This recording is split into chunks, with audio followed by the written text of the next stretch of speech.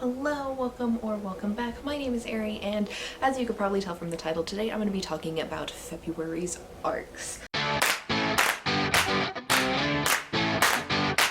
So for February, I have just 3 arcs. They're all 3 NetGalley arcs, and the first one is the Obsidian Butterfly by Lanny Forbes. This is a series that I have read entirely through arcs. It's a young adult fantasy series that is based off of Aztec and Mayan culture. This is the final book in the series, and it's okay. If you like young adult fantasy, you will like this because it's fairly traditional young adult fantasy as far as the storyline goes, but the setting is what makes this unique and different. Next up, I have Reclaim the Stars, edited by Zoraida Cordova, and this is a short story collection of Latina culture. This is 17 stories, I believe, written all by Latino women, but I could be wrong about that, that explore magic from Latina culture. There are some big names that you've heard of, and there might be some new authors, so I am very much looking forward to reading this.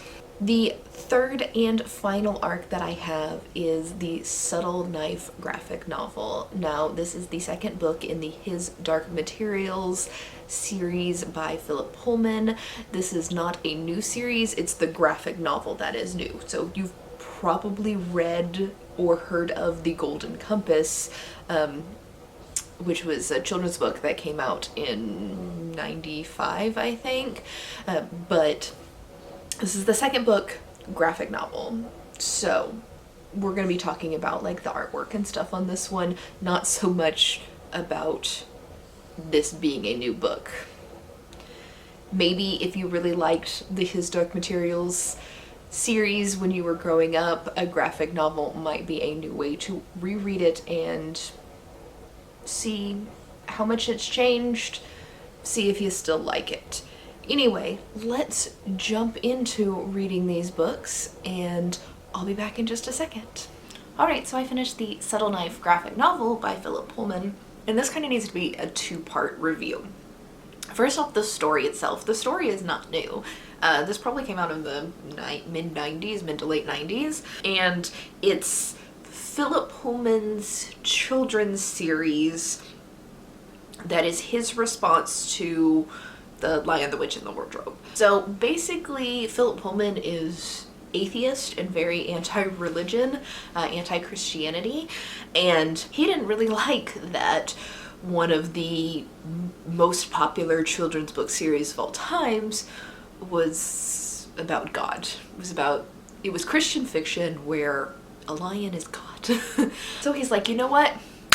I am going to make a children's book about killing God. And that's what he did. That's what the series is. The ultimate purpose of this series is to kill God. And I personally do not like overly religious books. And even though this is anti-religion, it still talks about religion so much that it's overly religious to me. So I like the idea of it, but I could do without the religious commentary and the whole let's kill God plotline.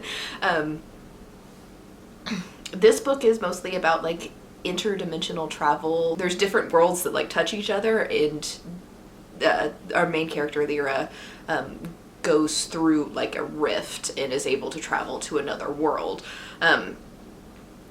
This particular book touches 3, maybe 4 worlds, and we have a new hero introduced with our heroine. His name is Will, and he's from what I think is our world, and he is the person destined to weld the subtle knife and help Lyra kill God.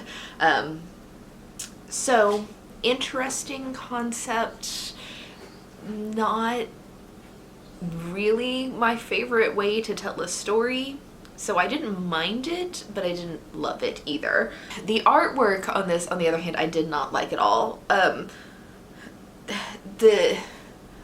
don't know if you can see this, but this is what the artwork is like. And just the way that the artist drew the eyes gives all of the characters this really like constant, intense, almost feral look, where it gives every scene this level of like insanity that doesn't actually exist in the scene. So the artwork tints the story, so the story seems like far more intense and like and everybody seems like overreacting, and just again, I'm going to say it again, too intense about every single situation. And I didn't like that because the first book wasn't nearly that like in your face, like I'm going to jump at you and chew out your throat every single moment, like this one read because of the artwork. So I think if you were interested in the series, you should just read the novel and avoid the graphic novel, because the graphic novel just tints the story in a way that these characters aren't actually behaving. So I think I ended up giving this 2 or 3 stars, probably 3, because it wasn't bad by any means, but I didn't love it either, so it was fine. All right, The Obsidian Butterfly by Lainey Forbes. Now, this was the 3rd book in this series, which I can't tell you the name of right now if my life depended on it, but the first book was The Seventh Son, and this follows basically traditional young adult fantasy romance, but in a fantasy Aztec culture. So the culture that we're following is what makes this really cool. Unfortunately, the end of the series just didn't really do it for me. It lost its gleam as we went through. So the first book was basically The Bachelor with deadly consequences.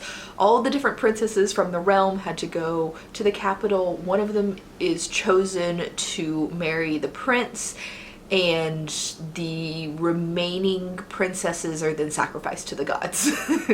The second book is like a traveling through the underworld story, which it wasn't as good as the first book, but I still enjoyed it. And then this one is all like war and politics.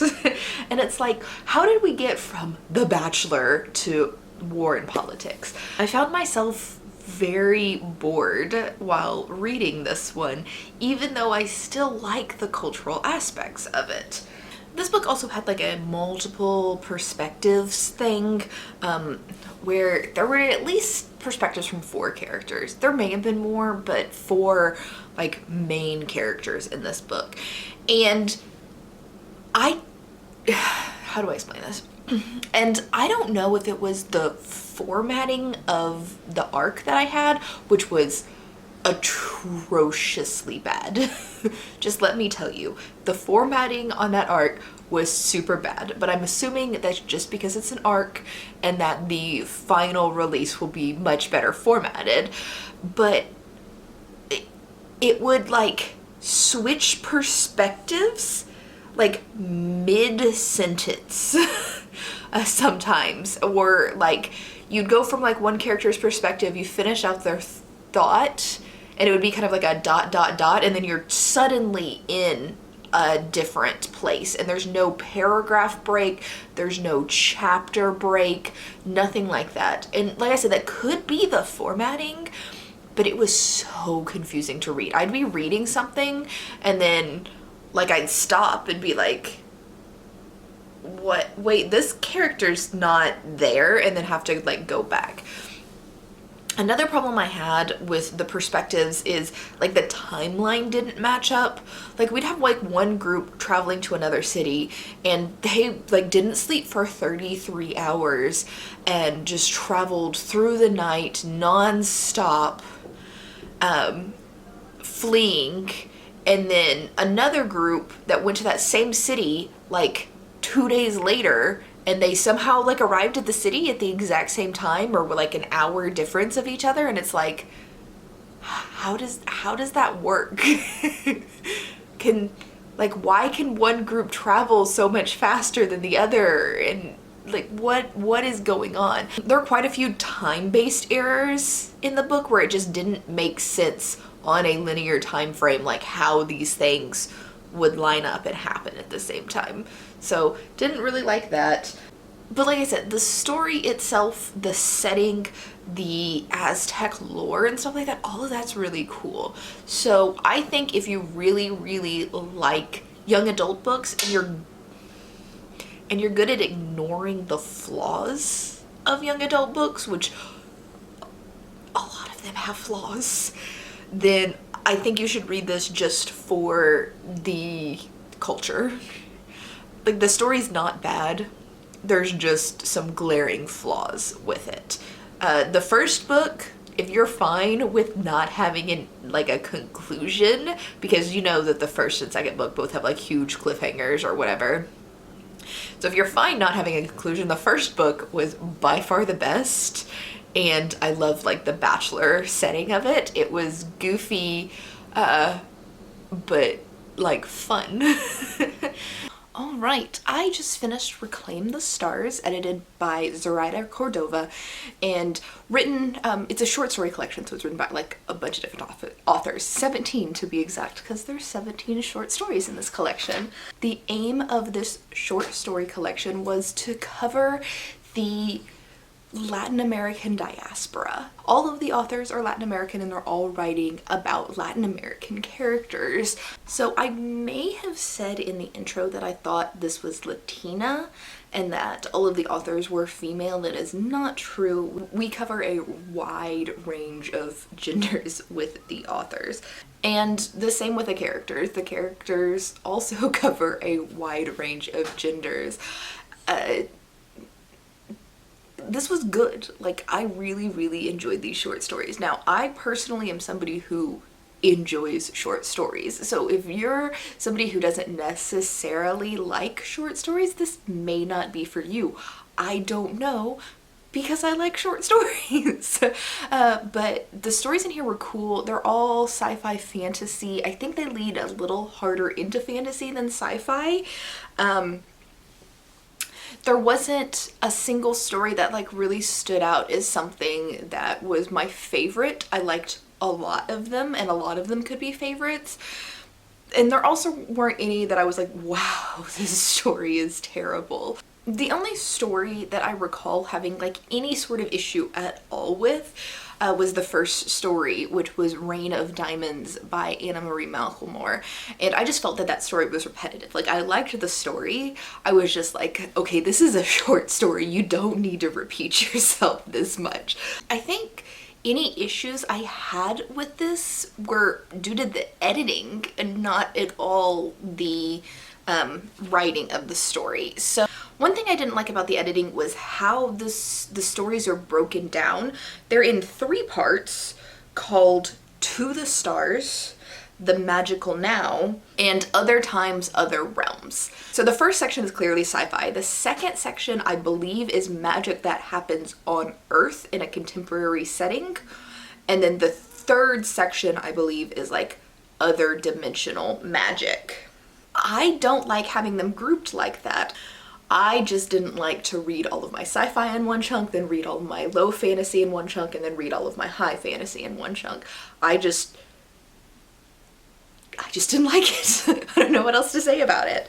Also, in editing the stories in that way, you would get stories.